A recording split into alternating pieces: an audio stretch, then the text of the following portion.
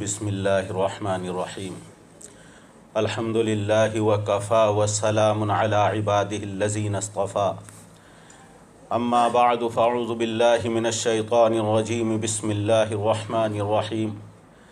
یا ایہا النبی انا ارسلناک شاہدا ومبشرا ونذیرا وداعیا الی اللہ باذنہ وسراجا منیرا صدق اللہ العظیم سبحان ربک رب العزت عما یصفون وسلام علی المرسلین والحمد للہ رب العالمین اللہم صل علی سیدنا و مولانا محمد وعلی آل سیدنا و مولانا محمد وبارک وسلم۔ یہ اہم اور عظیم الشان اجلاس اور پروگرام اسلامک دعویٰ سینٹر کی جانب سے منعقد کیا گیا ہے۔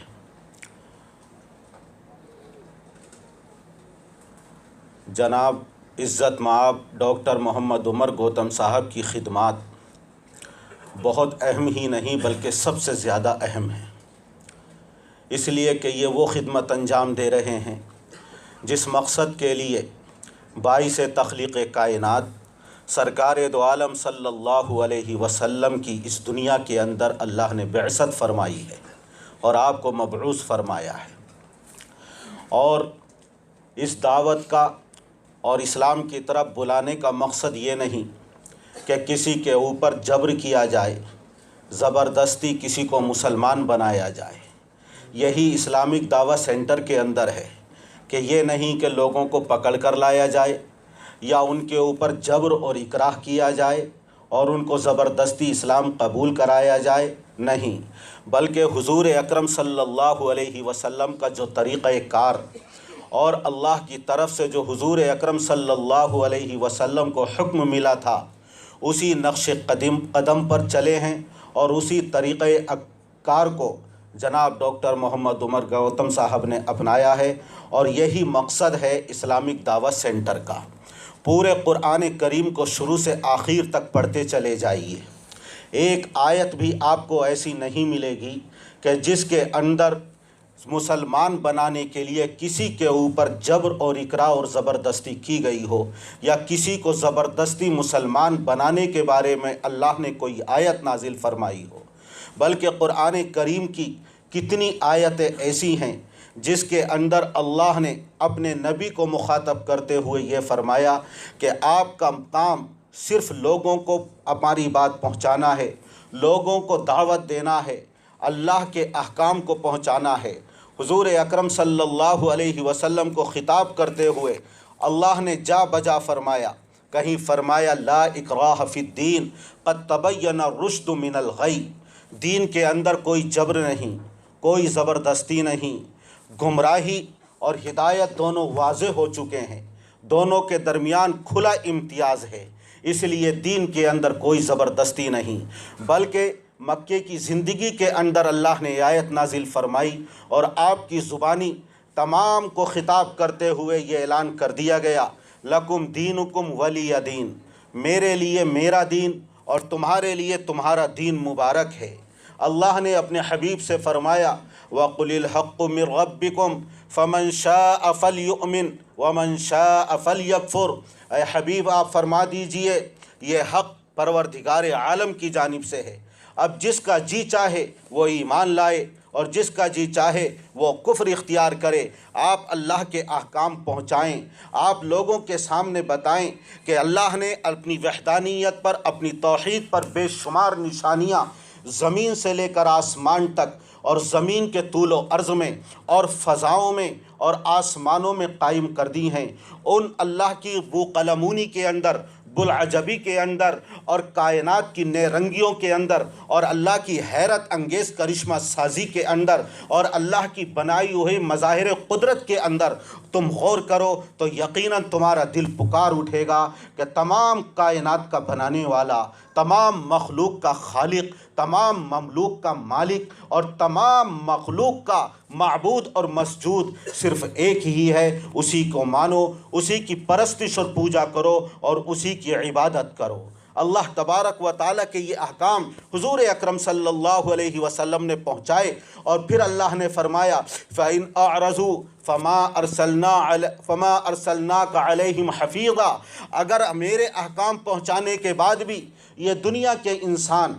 اگر اعراض کرتے ہیں تو ہم نے آپ کو ان کے اوپر نگراں محافظ بنا کر نہیں بھیجا ہے۔ فذکر انما انت مذکر، آپ تو نصیحت کیجئے، صرف آپ کا کام نصیحت کرنا ہے۔ لست علیہم بمسیطر، آپ لوگوں کے اوپر داروغہ، لوگوں کے اوپر کوتوال اور لوگوں کے اوپر ذمہ دار اور زبردستی ان کو مومن اور مسلمان بنانے کے لیے نہیں بھیجے گئے ہیں۔ اسی طرح اللہ تبارک و تعالی نے فرمایا ما علی الرسول الا البلاغ، ہمارے رسول پر تو صرف پہنچانا ہے۔ فَإِن تَوَلَّوْا فَإِنَّمَا عَلَيْكَ الْبَلَاغُ الْمُبِينُ، اگر تم روگردانی کرتے ہو اس دعوت سے، احکام الہی سے، اللہ کی وحدانیت، اللہ کی پرستش اور اللہ کی عبودیت سے، تو سمجھ لو ہمارے رسول کے اوپر تو واضح طور پر پہنچا دینا ہے۔ وَمَا عَلَى الرَّسُولِ إِلَّا الْبَلَاغُ الْمُبِينُ، کہ ہمارے رسول پر صرف واضح طور پر پہنچا دینا ہے۔ کہیں فرمایا فَإِنَّمَا عَلَيْكَ الْبَلَاغُ وَعَلَيْنَا الْحِسَابُ، اے ہمارے حبیب صلی اللہ علیہ وسلم، آپ کے ذمے پہنچا دینا ہے، آپ کے ذمے دعوت دینا ہے۔ اگر یہ روگردانی کرتے ہیں تو میدان محشر میں اس کا حساب لینے کی ذمہ داری ہمارے اوپر ہوگی۔ یہ قرآن کریم کی کچھ آیتیں آپ حضرات کے سامنے تلاوت کی، جس میں صرف اللہ کے احکام کو پہنچانا ہے، اللہ کی وحدانیت کی دعوت دینا ہے، دین کے اندر جبر، زبردستی اور اکراہ نہیں ہے۔ اسی طرح پوری احادیث شریفہ کے ذخیرے کی آپ مطالعہ کریں اور تفصیل کے ساتھ اس کو پڑھیں تو کسی حدیث کے اندر میرے آقا کی پوری سیرت طیبہ کے اندر ایک بھی ایسا واقعہ نہیں ملے گا کہ حضور اکرم صلی اللہ علیہ وسلم نے کسی کو زبردستی مسلمان بنایا ہو یا کسی کو مومن بنایا ہو۔ اور کیسے بنایا جا سکتا ہے؟ اسلام کا سب سے اہم جز دین اسلام کا ایمان ہے، یقین ہے، اور اس ایمان اور یقین کا تعلق انسان کے دل سے ہے۔ اگر کسی کو بات پہنچائی جائے، یہ اس کا اختیار ہے کہ اپنے دل سے اس کو تسلیم کرتا ہے یا نہیں کرتا ہے، اس کے اوپر پختہ یقین اور اعتماد ہے یا نہیں۔ اگر کسی کے اوپر جبر اور زبردستی کی جائے تو پھر اگر ظاہری طور پر قبول بھی کر لے، لیکن اس کی بات اس کے دل کے نہا خانے میں اور دل کے اندر گھر نہیں کر سکتی۔ اسلام کا جزو اہم ایمان اور یقین ہے، اور اس کا تعلق انسان کے دل سے ہے، اس لیے کوئی کسی کو زبردستی مومن بنا نہیں سکتا۔ اللہ کی وحدانیت، عقیدہ رسالت، عقیدہ آخرت، جنت اور جہنم کا یقین، بعث و حشر و نشر، ان تمام چیزوں کو کوئی بھی مبلغ، کوئی بھی داعی کسی غیر مسلم کے دل کے اندر پیوست نہیں کر سکتا اور ان چیزوں پر اس کا اعتقاد اور پختہ نہیں کر سکتا ہے۔ ہاں،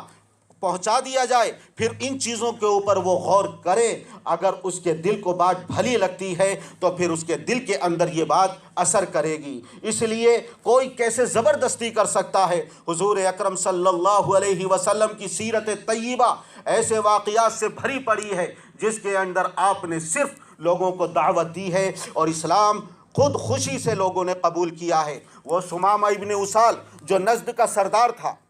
اور سب سے زیادہ تکلیفیں پہنچائی تھیں، اسی یمامہ کے اندر مسیلمہ کذاب پیدا ہوا تھا، اور عقیدہ نبوت کی تحفظ کے لیے 1200 جان نثاروں نے اور صحابہ کرام نے اپنے خون کا اور اپنی جان کا نذرانہ پیش کیا تھا۔ مسیلمہ کذاب کو صحابہ کرام گرفتار کر کے لائے، اس کی یلغار کی وجہ سے، مسلمانوں کو تکلیفیں پہنچانے کی وجہ سے مسجد نبوی کے ستون سے باندھ دیا گیا۔ آپ اپنے حجرے سے تشریف لائے، منبر رسول اور محراب رسول کی طرف آپ جا رہے ہیں، راستے میں اس کے پاس سے گزر ہوا، کہا یا ثمامہ تیرا کیا حال ہے؟ کہتا ہے ان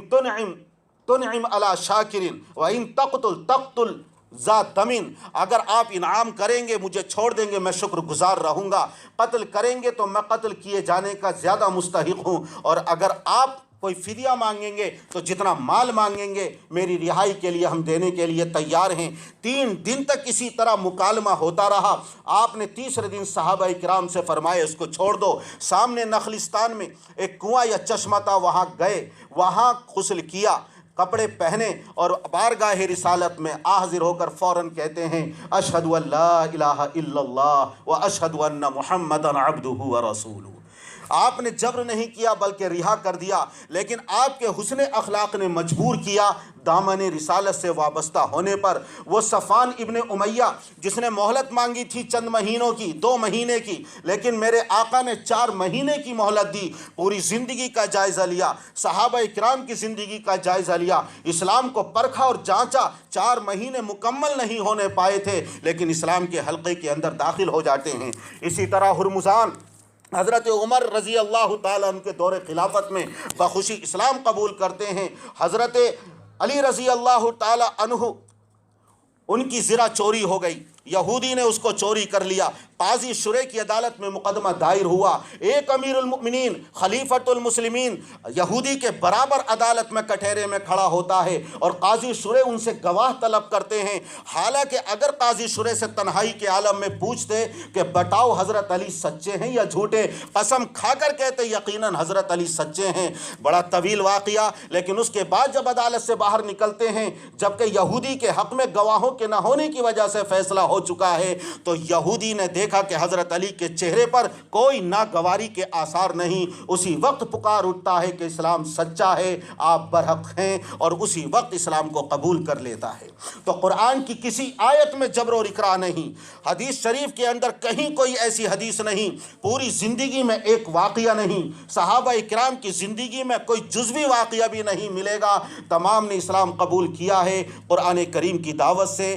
میرے آقا کے اخلاق سے، صحابہ کرام کی سیرت کو دیکھ کر پڑھ کر، ان کے معاملات کو، ان کے طرز زندگی کو، اسی طریقے پر یہ اسلامک دعویٰ سینٹر چلا ہے اور عمر گوتم صاحب نے اسی طریقے کو اپنایا ہے۔ اللہ تبارک و تعالی ہمیں بھی اسی نقش قدم پر چلنے کی توفیق عطا فرمائے، اور صرف یہ انہی کی ذمہ داری نہیں بلکہ اللہ نے قرآن کریم کے اندر فرما دیا، حضور اکرم صلی اللہ علیہ وسلم کو خطاب کرتے ہوئے، قل ھذہ سبیلی ادعو الی اللہ علی بصیرۃ انا ومن اتبعنی، میں اللہ کی طرف بلاتا ہوں، ومن اتبعنی، اور جو میرے متبع ہیں، میری اتباع کرنے والے ہیں، ان کی بھی ذمہ داری یہ ہے ہر فرد کی کہ وہ اللہ کی طرف دعوت دیں، لوگوں کو اسلام پہنچائیں۔ اللہ تبارک و تعالی اس ذمہ داری کو پورا کرنے کی توفیق عطا فرمائے۔